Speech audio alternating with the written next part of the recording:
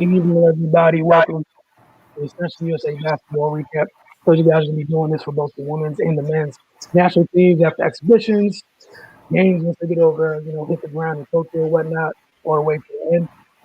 Tonight, we told you guys last night on the focus what we were looking forward to. I think everybody here, I think it was a landslide about who we thought was going to win. That did end up coming to fruition. Team WNBA beat Team USA 93-85. Enrique Gumbawale, taking the MVP honors with 26 points.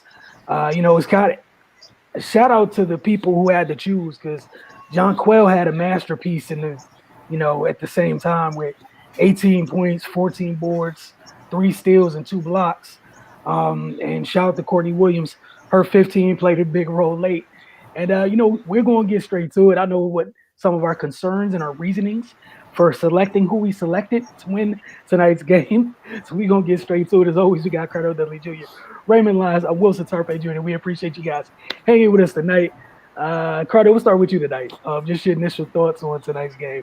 Then we'll go to Ray. It started off sloppy. The typical All Star game BS that unfortunately has become the norm.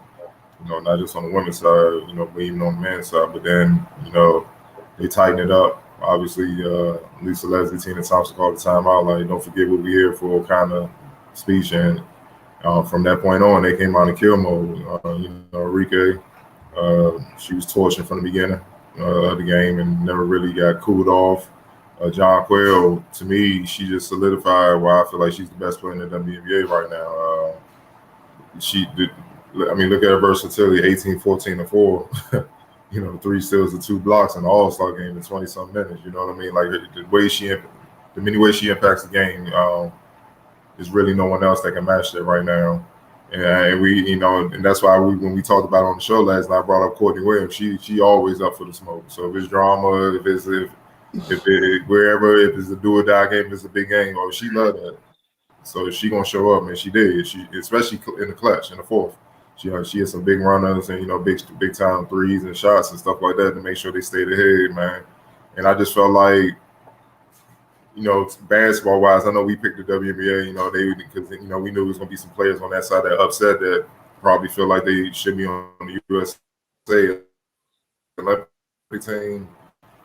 Just looking at it basketball wise, I felt like the edge would be in the backcourt. You know what I mean? I thought the WNBA guards would be a little bit too athletic and skilled for the Sue Birds and all them to keep up with, and that's kind of what happened. Like they couldn't guard over Wale and they couldn't guard Courtney Williams, and then everybody else just had to pitch in when they got the ball here and there. You know what I mean? So, all in all, it was a strong finish, man. It was competitive. It was defensive plays. They cared, and the WNBA, they did most of the talking. They said we're gonna send them a message, let them know, we coming to win, and then that's exactly what they did. All you could do is respect it. Right. Yeah, man. Like Cardell said, Team WNBA, they was doing all the pregame. They had a lot to say, but Team USA, they came out in the beginning and they was like, we here too. So I think they jumped out to, what was the lead, 11-4 or something like that. So yeah, they kind of punched first, and then Tina and Lisa Leslie had to kind of corral the troops and tell them, hey man, we here to win the game, and they had to back up all they was talking. So they came out, man. They hooped. It was enjoyable. It was what an all-star game is supposed to be like, the collection of best players playing at the highest level. It's not a recreational game. It's supposed to be competitive. You're supposed to play defense. You're supposed to try to win. And that's what we saw. Man, Enrique, she was just on one from jump. They said she was looking for the MVP since the ball went up, and she went out there and got it. Jonquel again, man, just showing her versatility.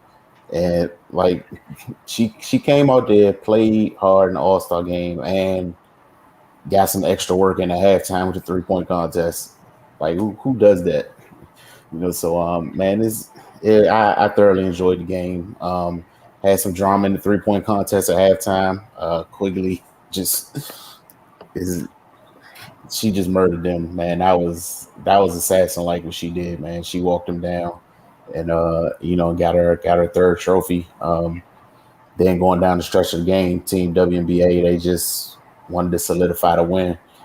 And this is kind of what we saw last year in the NBA All Star game. That final quarter, that was the competitiveness, and the intensity level raised up, and we saw on their side some guys weren't able to perform as usual. In this game, the people we expected to perform came in to perform. Arike did her thing. Courtney Williams, like you said, Cardell, she had some big buckets down the stretch. But yeah, man, just overall, it was a quality of game that I expected. And I'm glad it lived up to the billing. Yeah, for me, like you guys said, I think we all agreed that the guards would be the difference. And it felt like with Team USA, we know all the talented bigs they had. I also felt like their guards were way too passive, and it caught up to them too. Because you saw, WNBA guards they had no issues. Nobody was shy about going to find the shot, going to get the ball. Yeah, they got the ball into the post too, but they went about their business as well. It's one game for Team USA. It's nothing to be concerned about. The other thing is, going to some of the other teams they're going to face, they're not going to have backcourts with Rike and Courtney to chase around and take folks off the dribble. But still, I love the way the Team WNBA took care of business on the glass. They out-rebounded Team USA 41-37. And most importantly, they had 13 offensive rebounds. And, a couple of the big swings in the game came off the second possessions. It was definitely a fun game.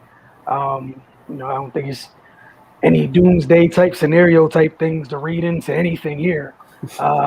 Again, this might be the toughest thing they face in their road to Tokyo. So you can easily reverse them. And yeah, right. Like that's how much talent. Like you can easily just switch.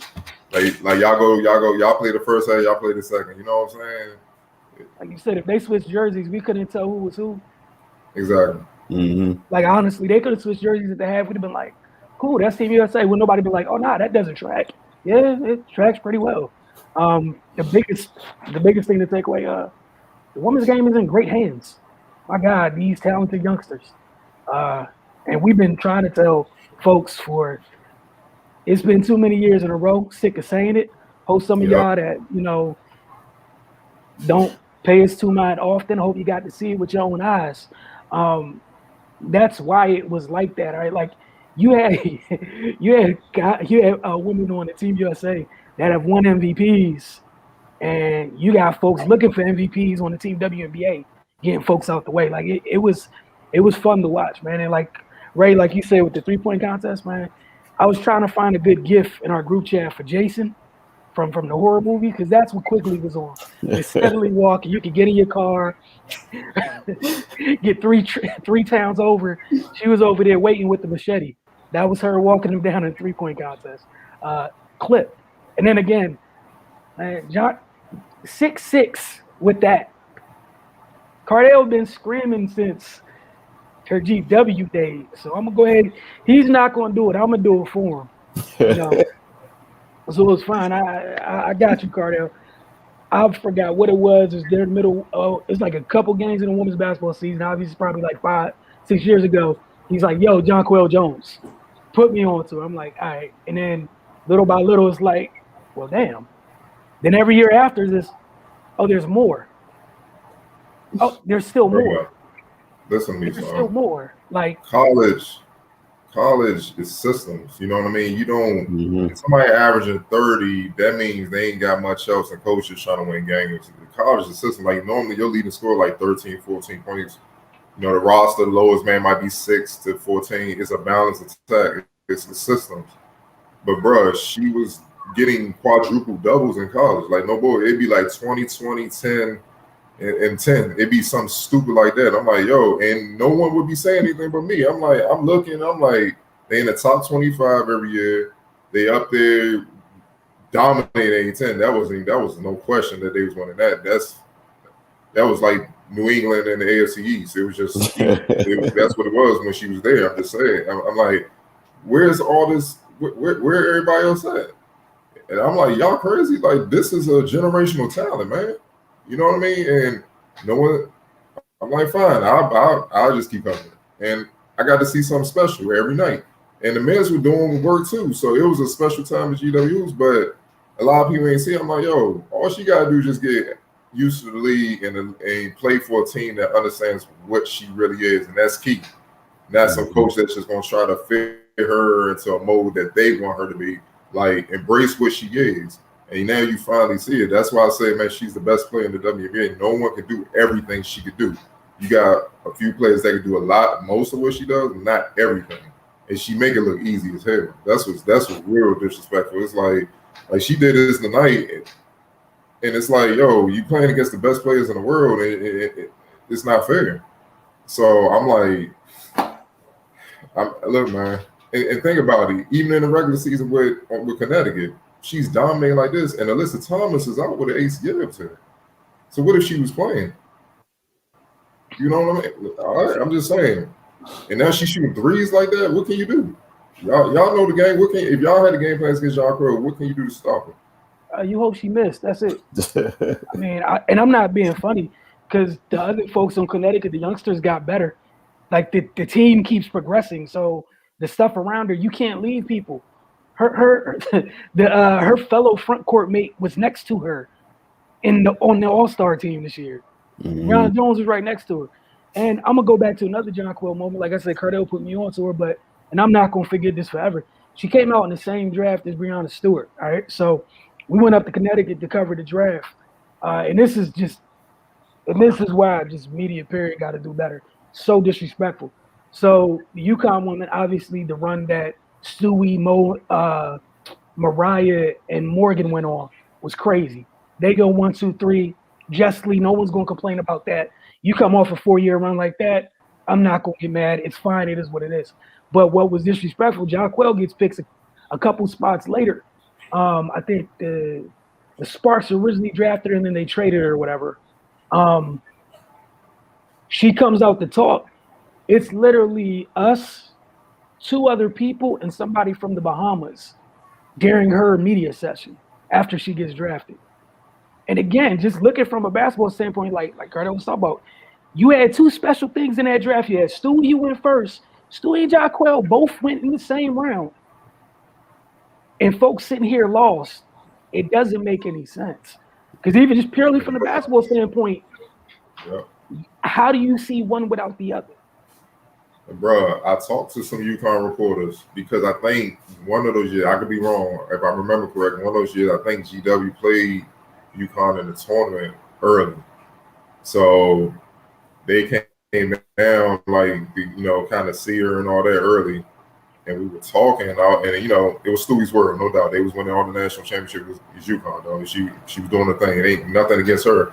I was like, yo, I think Jonquel's gonna be a better pro than her. And I'm talking basketball. And they're just like, the UConn arrogance. I got it. I'm like, okay. I'm like, we'll see down the road. Like, you know what I mean? Because I'm like, to me, it's really no difference other than the prestige of the program. One's at UConn at that time, and the other one is at GW that's not known as a powerhouse. Matter of fact, they're not even the top women's program in the area. You know what I mean? It's Maryland, then Georgetown. Then you might get GW, just popping their head out the door here and there throughout their history. You know what I'm saying? So I'm like, and that's where I think a lot of people get tied up in prestige and image and all the hype and stuff instead of just looking at the results of what's going on right now. And that's how you miss out on something special. So, like, what she doing is special, man. Like, she's on the way to a Hall of Fame career. You know what I mean? So, I enjoyed it, man. I'm glad. Now I look back, I'm like, that was a special time. I'm glad I was smart enough to understand that and just stay locked in, keep covering all that, man, because what they were doing was special. They had them all, and she was a centerpiece. For sure. And then keep in mind, Team WNBA gets this dub. Candace played 18 minutes and had 5, 5, and 5. Their defense, that's how they won. Courtney Vandersloot, 16 minutes. No points, 7 assists. Look, man. They let the youngest do the work. Yeah. Yeah, And Cam Bosh didn't play. she was hungry. Cam Bosh didn't play. So Right. she had a knock in practice. She didn't play no DT for Team USA. But yeah, man, it was a really good game to watch. I was very happy for again Kalia Copper, Benaja Laney, both deserving of this opportunity, and hope folks got an opportunity to see them because playing for the Liberty, and then I mean folks should be aware of Kalia in Chicago because Chicago's kind of good or whatnot, but folks pay attention to what they pay attention to. So and again, DeWanna Bonner didn't go off. Like She been they letting still, Jamal eat all season. she has. I swear, DeWanna's over there in Connecticut. Like, y'all need me? No. Okay. And Bree Jones is grown up, Yep. so you know what I'm saying. He's eating inside. But again, is nothing for the team. There's no doomsday scenario for Team USA at all. Before we go, can we talk about something more serious? This is the Nneka Ogwumike situation. I feel it's beyond foul. She's literally one of the top players in the world. This is she president of the players She union. was. I think she was. I don't know if she still is. Okay, she did. She paid her dues, and we literally just saw her in camp a few months ago. We like, all right, good. Then you come out and I name her. Fine. She just wants to play in an Olympic competition, so she goes to her home country, and they say no because she's put too many years in with USA. You don't qualify. Y'all, what are y'all thoughts on it, man? I'm like, damn, dog. Like, what are y'all scared of? It's trash. It's just trash. Like Nneka deserves to play, and I'm gonna stay in the middle here because I'm not gonna blame all Team USA. I'm blaming fully for not selecting her. There's no reason for that. That I put full blame there. For the Nigerian side of it, I don't know how y'all got an issue with denying her. I don't care what you did with Team USA. You're tripping because if this was soccer, she'd be over there. Be no questions asked. Whatever you do, what you need to do, it should be over there. So they let Shanae in with like provisions, and they let the younger sister Erica in fully with no issues. But for FIBA as a whole, because I think Holly Rowe and Michelle Vogel was saying they took an opportunity where they could appeal it to FIBA or whatever. FIBA, bro, this is an easy decision. Like, what are you doing? This is a very easy decision. Shouldn't even be this. Yes, let her play. I don't care what happened. Yes. Like the women's game needs to continue to grow. That is an opportunity for a country to get a marquee freaking player on their roster. Yes, this shouldn't even be discussion. But yeah, it's foul, and this is why. Like again, this is why when I know everybody had their TVs on, when you heard that roar for Team WNBA tonight, man, there's been a lot of folks looking at the selection committee kind of funky because of how things been going over the past couple of years. And Neck is a great example of like that's a travesty. Her whole thing with her, like, how could she be cool to qualify for like the World Cup teams and then left off this roster? There's no good reason. And no disrespect to some of the younger players, they would have been fine missing out. If you could tell Enrique she could wait a little bit, you could have told Fees or somebody else they could have waited a little bit too. They gave Neck her spot. Go ahead, Carter. And real quick, just to kind of, for those that will watch this and all that, just to kind of give them an understanding of what's going on. It's in the report it said the woman case exploring all her options, including a possible application to the Court of Arbitration in sport. The court could expedite a full hearing if both sides agree. FIBA could also allow women to participate until there is a hearing. The Nigerian Basketball Federation filed an appeal to FIBA on behalf of Ogwumike and Elizabeth Williams of the Atlanta Dream, who's also denied because of previous involvement with Team USA. The Federation wrote that Ogwumike and Williams were two of the top players that would have made our team one of the strongest at the games. What people may not know is each player was given consent by USA Basketball to play for Nigeria, paid an administrative fee of $10,000 to do so, and hold a Nigerian passport. So they losing money, big money to do this. That's how bad they wanted to play, and then FIBA saying no.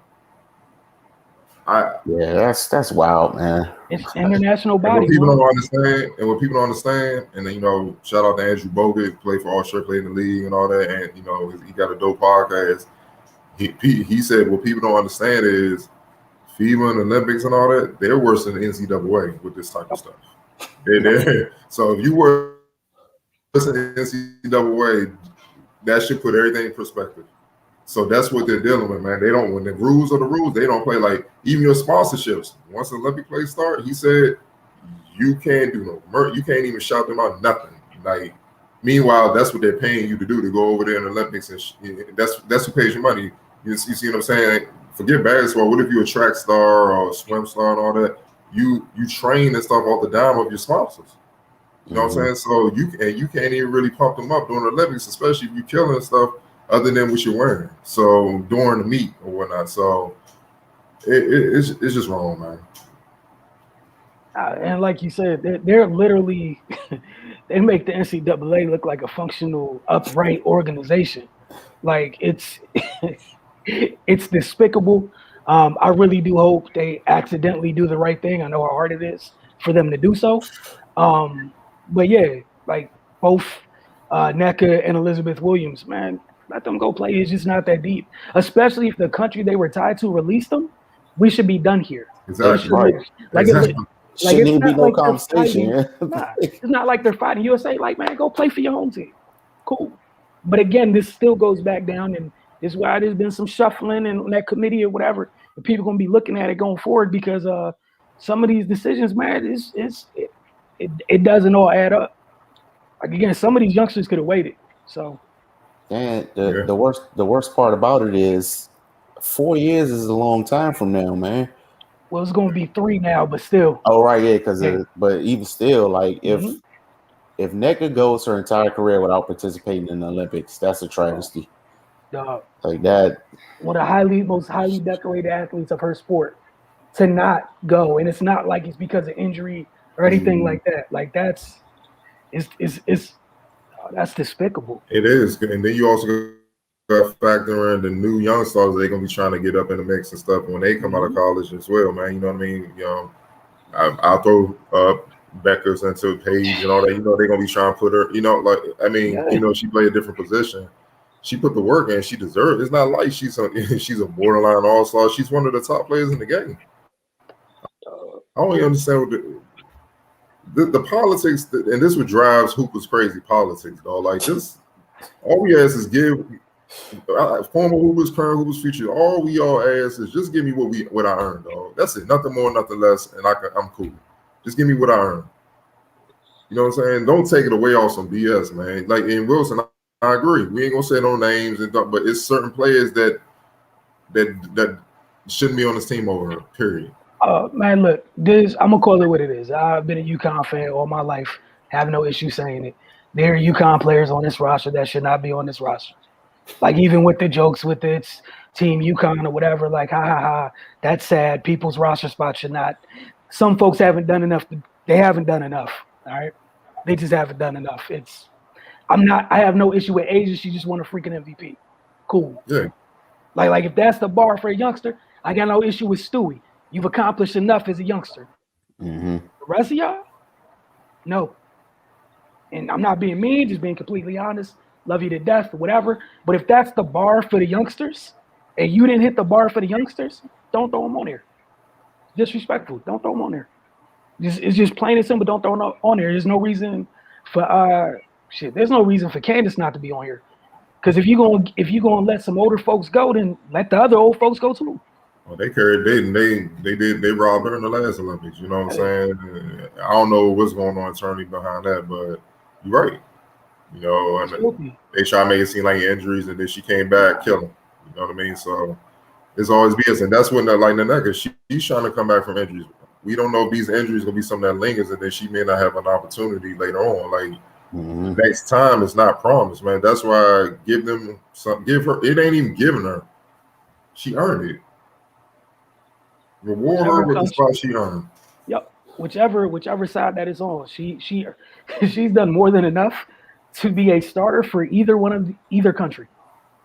So, I mean, it's just not that difficult. Really do hope FIBA finds a way to do the right thing because it is oh so hard for them to do so. It's very challenging for them to do so. But yeah, that's with a lot of noise. And again, For folks that don't cover the W that much or follow too much, that's why you heard that giant roar. Like there's a lot of people that feel some type of way about the decisions that were made with Team USA. And the last thing I'm gonna do is tell them that they're not justified in feeling that way.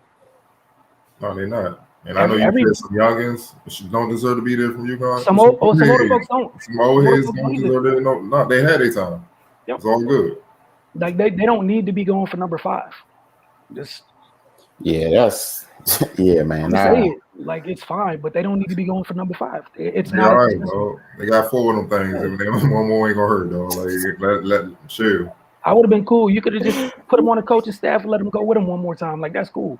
But they didn't need to be like, and that was something that was done purely from some, whoever made the decision. It is what it is. But this is why people feel some type of way, because they're not who they were in previous years where it was no question when they were selected. And that's not a knock on them. They don't choose themselves. So I'm not mad at either one of them, but dog, that ain't it. It's just not it. The responsibility lies somewhere, and it ain't on the players.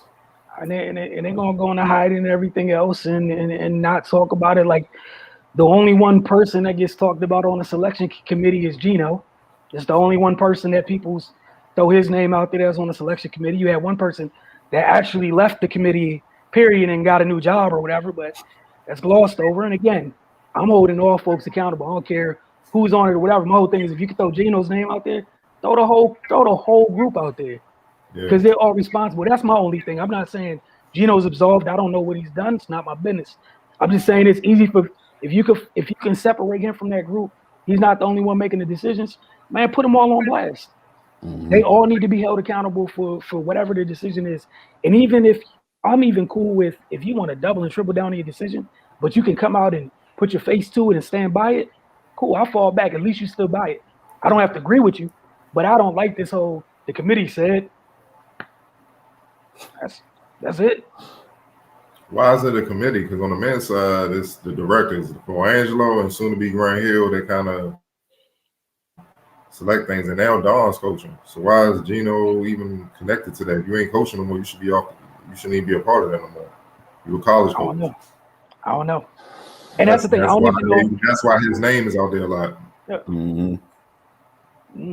Because what ties do you have to this now that you no longer coaching? It's Dawn's. She's coaching now, so if anything, she should be on the selection committee. Like who you want?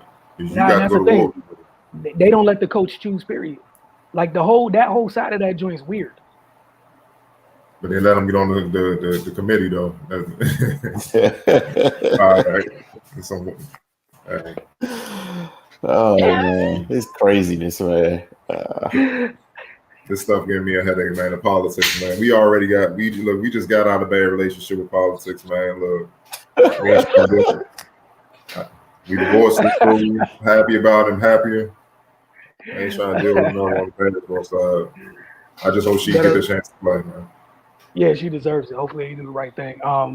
But again, we'll be back Friday for exhibition. For their exhibition on Friday, they got the women's and the men's have exhibition on Fridays and Sunday. We'll be back for those, and then get over obviously to FocusTV.com. Go to the Finest Magazine YouTube page, My Motorsports YouTube page for interviews and whatnot. We got those posted up there. We're getting those up there little by little as well. So you guys have a good night. We'll see you guys very, very, very soon because it's gonna be a busy 2 weeks or whatnot till all this is over. Very, very busy. Y'all have a great night.